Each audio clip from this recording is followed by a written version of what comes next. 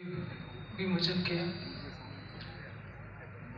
तारतम वाणी को सिंहासन पर पधराने का उद्देश्य क्या है? इसका एक ही मात्र उद्देश्य है कि तारतम वाणी के कथन को अक्षरातीत का कथन माना जाए।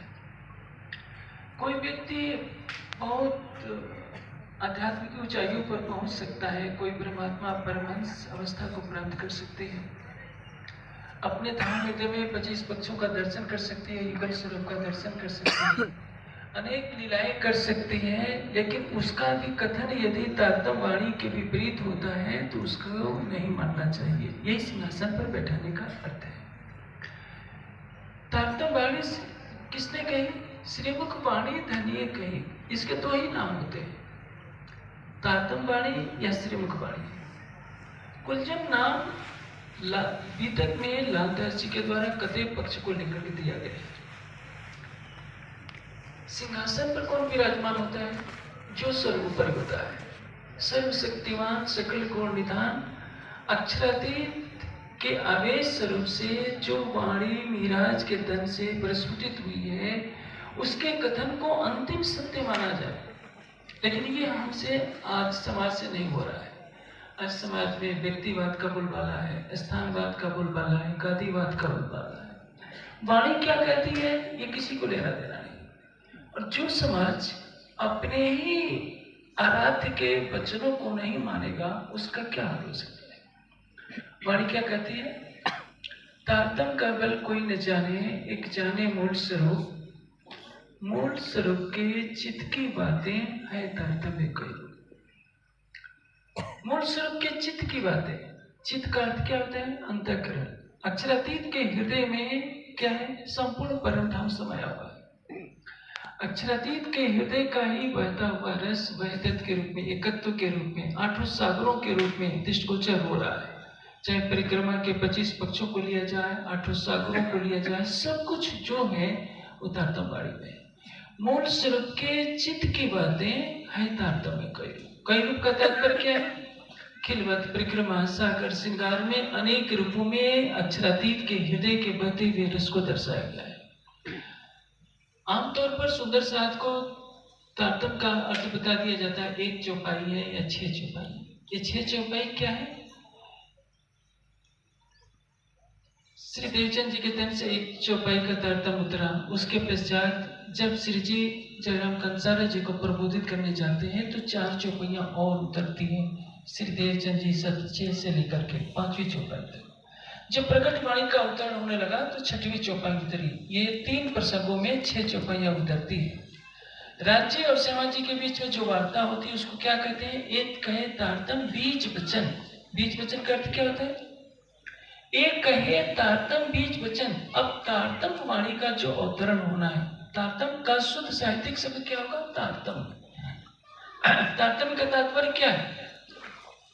संसार में जितने भी ग्रंथ थे उसके द्वारा इस संसार में आज दिन तक कोई भी ये पहचान नहीं बता सका अक्षरातीत कहाँ है और अक्षरातीत कैसा है। अक्षरातीत कौन है ये भी कोई नहीं बता पाया। वाणी क्या कहती है? हक तरफ जाने नूर अक्षर और दूजा न जाने कोई, पर बातून शुद्ध तिनको नहीं, हक किरण दिखावे सो। अक्षरातीत कौन है ये बात केवल अक्षर ब्रह्म जानते हैं और किसी को नहीं पता। अक्षर की पंचवासनाओं को थोड़ा थोड़ा आभास हुआ कि अक्षर और अक्षरातीत दो हैं, एक ही परब्रह्म के 2 स्वरूप हैं। शेष संसार में बड़े बड़े विद्वान भी नहीं जान पाए कि अक्षर कौन है और अक्षरातीत कौन है। देखिए, शंकराचार्य विरचित एक ग्रंथ है, उसमें चिदानंद लहरी को परब्रह्म की महारानी कहा गया है। चिदानंद लहरी क्या है? सबलिक का आनंद, सबलिक का सत चित और केवल के आनंद को लेकर चिदानंद लहरी है, शक्ति है। सबलिक के सूक्ष्म में, स्थूल में क्या है? सुमंगला शक्ति। सुमंगला शक्ति चिदान या सबलिक को पर कहीं शंकराचार्य की परब्रह्म की महारानी बता रहे हैं, तो कोई रसो वैसा केवल ब्रह्म की भूमिका कोई परब्रह्म कहते हैं। आप सारी बातों को छोड़िए, मैं थोड़ी देर के लिए आवाज मत कीजिएगा। बीतक में क्या कहा है? बाल मुकुंद जी प्रकट होते हैं और कहते हैं, सो इनको तुमको स्वरूप की वही नहीं पहचान, मैं इनकी सेवा न कर सकूं एहसान। जो सबलिक के कारण में अक्षर जो बाल मुकुंद हैं वो भी नहीं जानते कि हमारे महाकारण में जो बांके बिहारी है उनसे भी परे कोई है। आप तो सबलिक में भी नहीं जाना चाहेंगे, केवल में नहीं जाना चाहेंगे, लेकिन जिनको विष्णु भगवान कहते हैं, जब वो बाल मुकुंद के रूप में अखंड होते हैं तो कहते हैं कि ये जो बांके बिहारी हैं, इनकी कृपा से ही मैं अखंड का सुख ले रहा हूँ। मैं इनकी सेवा ना कर सकूं एहसान। मुझे मेरी मूर्ति इनको न देना, बांके बिहारी के वस्त्रों की सेवा देना। इसका अर्थ क्या है कि बाल मुकुंद जी को भी सबलिक से परे का ज्ञान नहीं है। केवल सत्स्वरूप जो चतुष्पाद विभूति के जो मंत्र आए हैं, कहीं भी बड़े बड़े स्थानों में जाएंगे तो बड़े बड़े पंडित लोग इन मंत्रों का पाठ करते हैं, लेकिन आज तक कोई बता नहीं पाया कि त्रिपाद ऊर्ध्वदेत पुरुष क्या है। नारायण तो कोई इस मंत्र का रहस्य का पता नहीं कि त्रिपाद ऊर्ध्वदेत पुरुष का अर्थ क्या होता है। शब्दों का अर्थ कोई भी कर लेगा। हमें तारतम वाणी मिली है, हमें इस वाणी की कद्र करनी नहीं आती, एक कड़वा सच है। हम उसके कुछ चौपाइयों का एक समूह मान लेते हैं, बहुत हुआ, पाठ कर लिया, पूजा पाठ कर लिया, लेकिन इस वाणी में जो निहित ज्ञान है, क्या उसकी महिमा की तरफ किसी ने कभी ध्यान दिया है? मैं एक उदाहरण दे रहा हूं। अथर्ववेद में स्कंद सूत्र के बहुत कुछ कठिन प्रश्न हैं। एक प्रश्न उसमें यह है कि एक सोने का एक सरोवर है, उसमें एक बेत का पौधा है जो सोने का है। बताइए रहस्य क्या है? अब बेत का पौधा क्या है? अक्षर। सरोवर क्या है? अक्षरार्थ। इस मंत्र में कहा गया है, यो वेदसम तिष्ठन्तम सलीलम सवै गुह्यम प्रजापति। सोने का वेद जल में खड़ा है और इस रस को कौन जानता है? कोई प्रजा का स्वामी। कोई प्रजा का स्वामी क्या? ऐसी प्रजा जिसको किसी ने आज तक जाना नहीं है, ऐसी सृष्टि जिसके बारे में कोई नहीं जानता, अर्थात अक्षरातीत। इस रहस्य को केवल अक्षरातीत ही जानते हैं कि मेरा सतन अक्षर ब्रह्म के रूप में है। संसार में पंचवासनाएं भी इस रहस्य को नहीं जानते कि अक्षर अक्षरातीत कौन है, शिव बला है। ग्रंथों में लिख दिया है, अक्षरात पढ़ता पर, लेकिन किसी से भी पूछेंगे तो इसका स्पष्टीकरण नहीं हो पाएगा। और तारतम वाणी में क्या है? अक्षर से पहले उस अक्षरातीत की लीला का वर्णन है जिसकी युगों युगों से न जाने कितने मनुष्यों ने बांट देखी थी। गोलकुंडा के खानों से एक बार एक कोनूर हीरा निकला था। हलवाई ने सबसे पहले उसको अपने हल की मुठिया में लगा दिया था ताकि मेरी मुठिया चमकती रहे। और वैसे ही है, हम लोग भी उसी हलवाई के समान है। हमें वाणी तो मिल गई है, लेकिन इस वाणी को कहने वाला कौन है जानता। युगल स्वरूप के नक्श सिक्त की शोभा के बारे में नहीं जानते, उसका वर्णन है, लेकिन हमने इस वाणी को एक बहुत ही छोटा सा ग्रंथ समझ लिया है। हमारे पास इतना आत्मबल भी नहीं बचा है कि यदि कोई दूसरे पंथ का कुछ कहता है तो हम उसका उत्तर भी दे सके। हम दुबक जाते हैं, कहना नहीं चाहिए, लेकिन हाँ ये सच है। हमारे घर के किसी सदस्य को कोई कटु वचन कहे तो हम लड़ने के लिए तैयार होते हैं। हम किसी से लड़े नहीं, लेकिन गरिमा के साथ तो अपनी तारतम वाणी की महत्ता बता सकते हैं। लेकिन अतीत में वाणी की महिमा को फैलाने के लिए ज्यादा कुछ नहीं हुआ है। एक चीज मैं कहना चाहूंगा, कलश क्या संकेत देता है? पांचों पांडवों को जब राज सिंहासन मिला तो जानते हैं, जो सिंहासन पर बैठता है उसका मुकुट कुछ अलग रंग का होता है। पांचों भाई सिंहासन पर नहीं बैठते थे, सिंहासन पर बैठे के युधिष्ठिर का मुकुट जो है शेष अन्य भाइयों से थोड़ा अलग बनाया जाता है। राजा का मुकुट कुछ विशेष होता है ताकि पता चल जाए कि यही व्यक्ति राजा है। उसी तरह से मंदिर के ऊपर जो कलश बनाया जाता है, मंदिर की गरिमा का द्योतक होता है। शास्त्र सबे मात्र जो वाणी, ताको कलश वाणी शब्दातीत, ताको भी कलश हो अखंड को तापर तजा धरो तीर्थ रहित। पहले चरण में क्या कहा है? शास्त्र शब्द मात्र जो वाणी। इसका क्या अर्थ होता है? शास्त्रों में जो कुछ कहा गया है शब्द मात्र है। ताको कलश वाणी शब्दातीत। ये तारतम वाणी क्या है? शब्दातीत वाणी है। खिलवत परिक्रमा सागर श्रृंगार को क्या कहा गया है? शब्दातीत वाणी, शब्द से परे की वाणी। ये नूर आगे थे आया अक्षर ठोर के पार, इस सब जाहिर कर चले आया निज दरबार। ये नूर क्या है? तारतम ज्ञान का प्रकाश। तारतम ज्ञान का प्रकाश कहां से आता है? अक्षर से परे परम धाम से आता है। इसको कहने वाले कौन है? स्वयं अक्षरातीत। कहने की शोभा कालबोध को दे। वाणी में क्या कहा गया है? शास्त्र शब्द मात्र जो वाणी। अब शास्त्र शब्द ऐसा है, हर कोई किसी भी बात में शास्त्र की दुहाई दे देते हैं। जैसे कोई पुराणों की बात कहेगा तो वहां भी शास्त्र शब्द लगा देगा कि देखो ये शास्त्रों में लिखा है। जैसे आजकल देखते हैं यूट्यूब में विवाद चलते रहते हैं, शंकराचार्य जी का, कभी किसी मंडलेश्वर का, किसी मंडलेश्वर का, कोई भी बात होगी तो कह देंगे कि शास्त्र में लिखा है कैसा है। एक बहुत ही रोचक कहानी बताता हूं आपको। कश्मीर के राजा हरि सिंह का दरबार लगा हुआ था। हरि सिंह या उनके पहले के राजा का। उसमें एक पादरी पहुंच गया। पादरी ने कहा कि महाराज मेरे कुछ प्रश्नों का उत्तर चाहिए।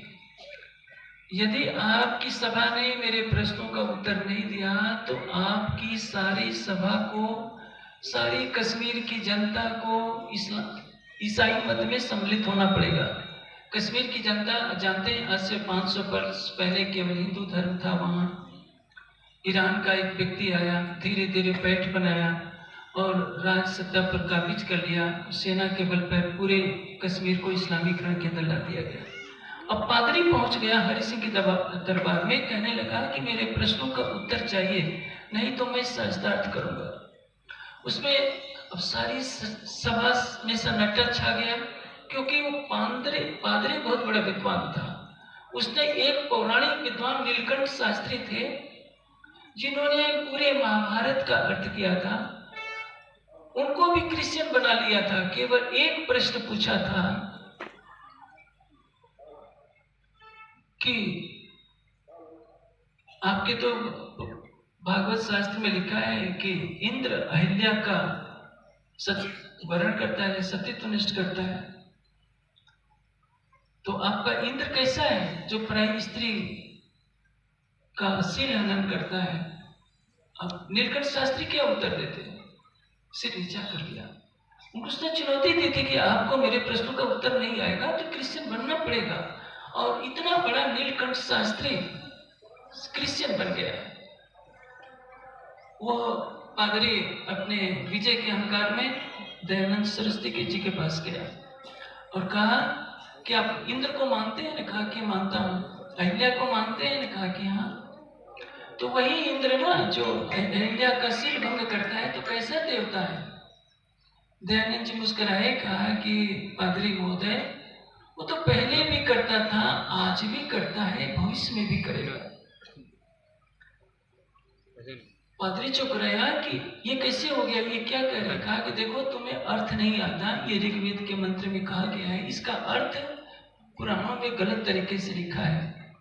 रात्रि को अहिल्या कहते हैं, सूर्य को इंद्र कहते हैं, चंद्रमा शीघ्रता से गमन करता है तो उसको गौतम कहते हैं। गौतम नहीं है, गौतम का अर्थ क्या है? शीघ्रता से गमन करने वाला। जब सूर्य उगता है तो चंद्रमा छिप जाता है, तो अलंकार रूप से वर्णन किया है। तो रात्रि रूपी अहिल्या का प्रेमी कौन है? जार चंद्रमा, जिसको गौतम कहते हैं। उसका पति कौन है? सूर्य। सूर्य रात्रि का पति है। तो कहीं कहीं पुराण अलंकारिक भाषा में चंद्रमा को भी पति कहा गया है। इसी अलंकार को वेदों में दर्शाया गया है, जिसका अर्थ न समझने के कारण भागवत पुराण के लिखने वाले ने कहानी गढ़ ली कि इंद्र ने मिलकर के चंद्रमा के साथ अहिल्या का सतीत्व भंग किया था, जिससे गौतम ने श्राप दिया था। ये झूठी कहानी है।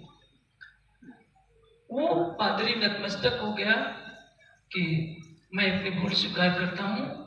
दयानंद जी ने अर्थ बताया था, वही पादरी कश्मीर में पहुंचा था और भरी सभा के बीच में उसने चुनौती दे दी कि यदि मेरे प्रश्नों का उत्तर नहीं मिला तो सारी सभा के साथ महाराजा आपको भी ईसाई बनना पड़ेगा, पूरे कश्मीर की जनता को ईसाई बनना पड़ेगा।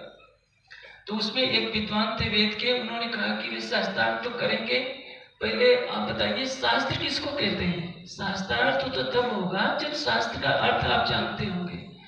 शास्त्रार्थ का विच्छेदन करेंगे तो क्या अर्थ होगा? शास्त्र का अर्थ जानने के लिए दो विद्वानों के बीच में जो वार्ता होती है उसको शास्त्रार्थ करते हैं। शास्त्र का अभिप्राय ही शास्त्रार्थ होता है।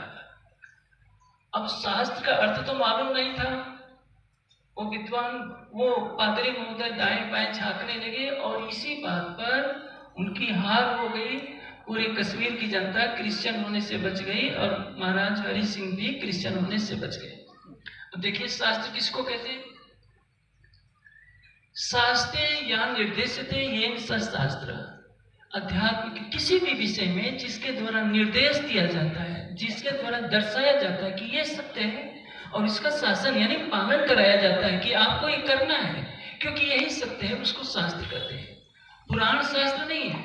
शास्त्र पुराण भाग वेदांत जो भागवत पूरे साथ नई कथा ये दंतनी सत्यवाणी ये बात। शास्त्र अलग है, पुराण अलग है, वेदांत अलग है। शिष्ट के 6 कारणों की व्याख्या 6 दर्शनों में लिखे, इसलिए 6 शास्त्र होते हैं। मैंने शास्त्र का अर्थ बता दिया।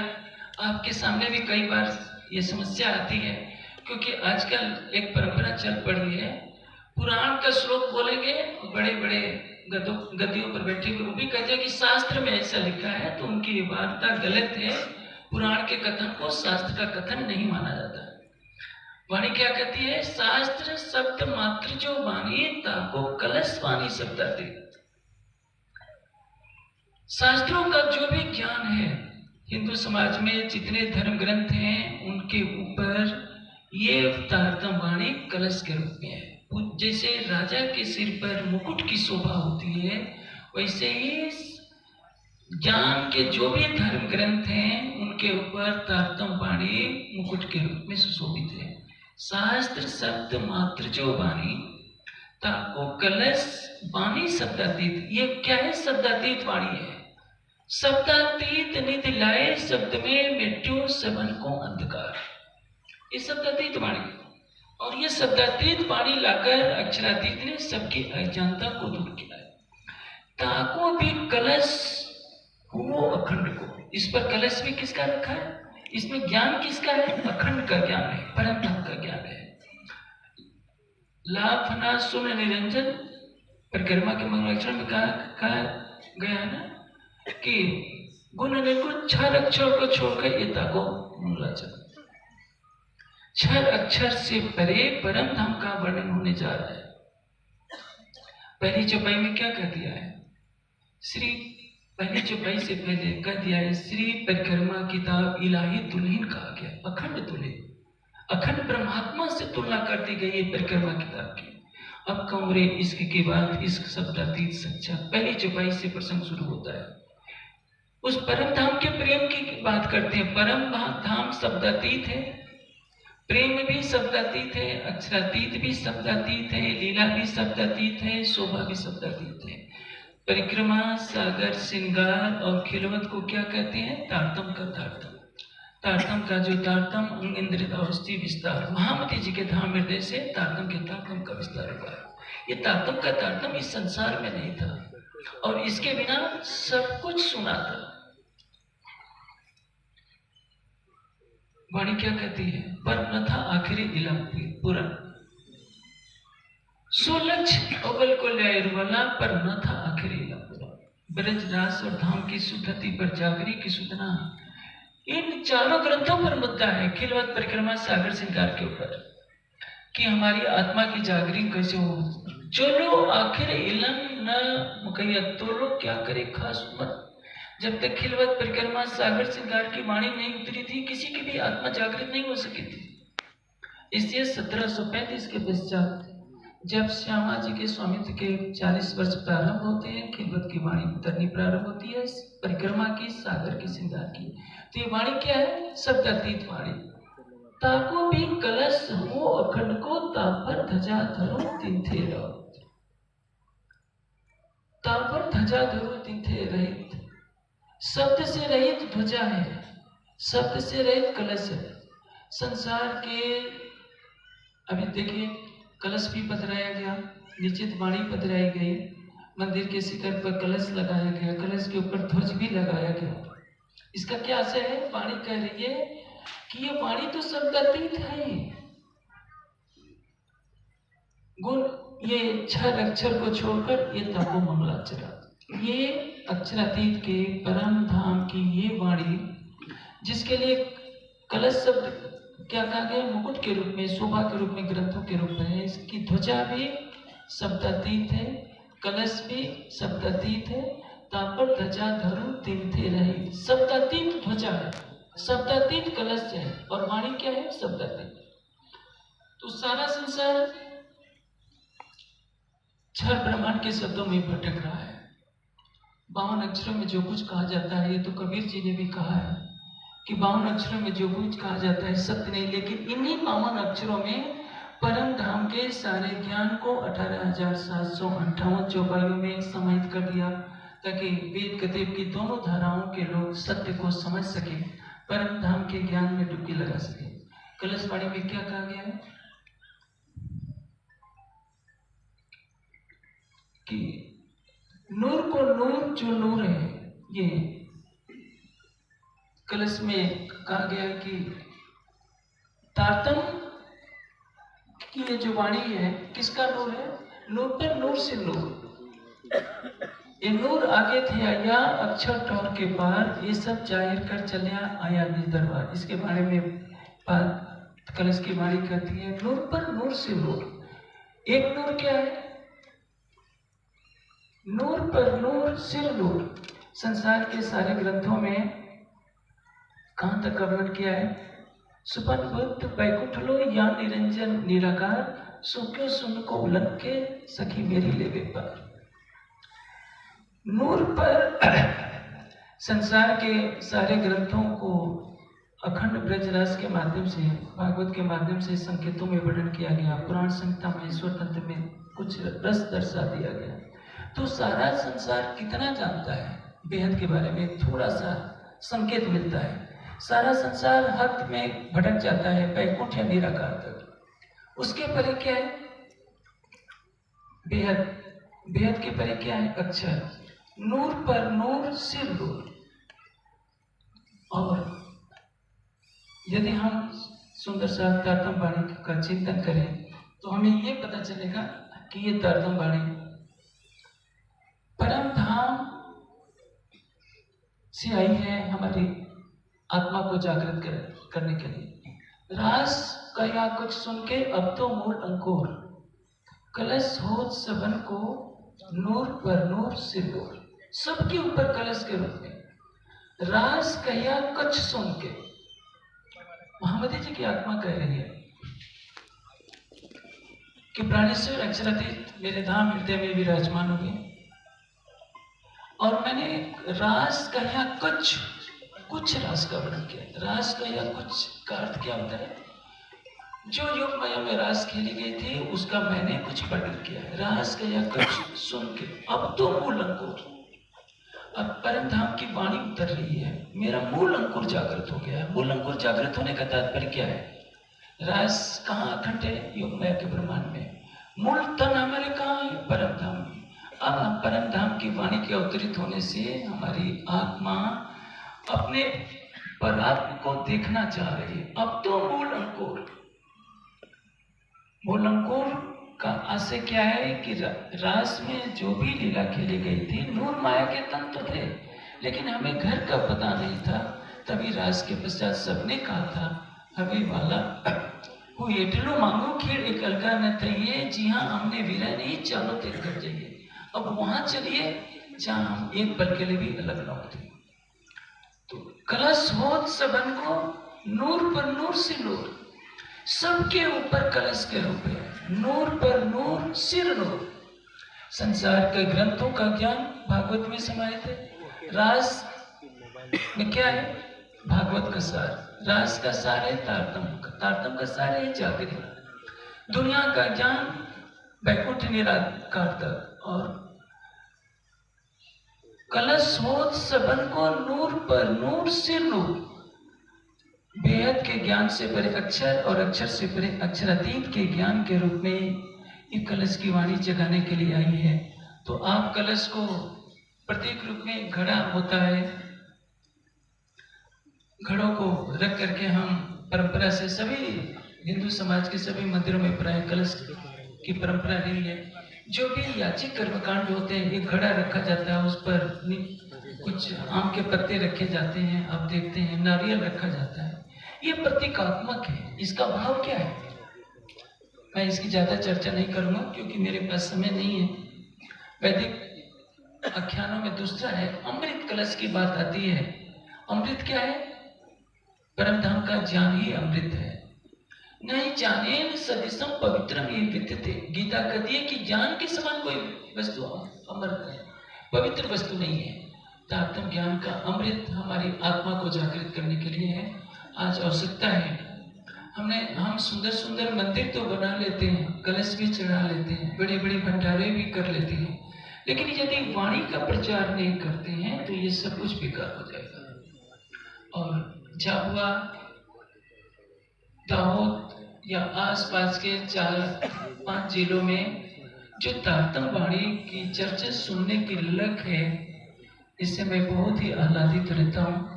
अभी देखिए यूपी में 60 दिन की यात्रा चलाई गई, कुछ पंजाब के हिस्से में थी, कुछ राजस्थान के भी हिस्से में गई, कुछ हरियाणा के हिस्से में गई, हिमाचल प्रदेश में भी एक कार्यक्रम हुआ, लेकिन कहीं भीड़ नहीं दिखती।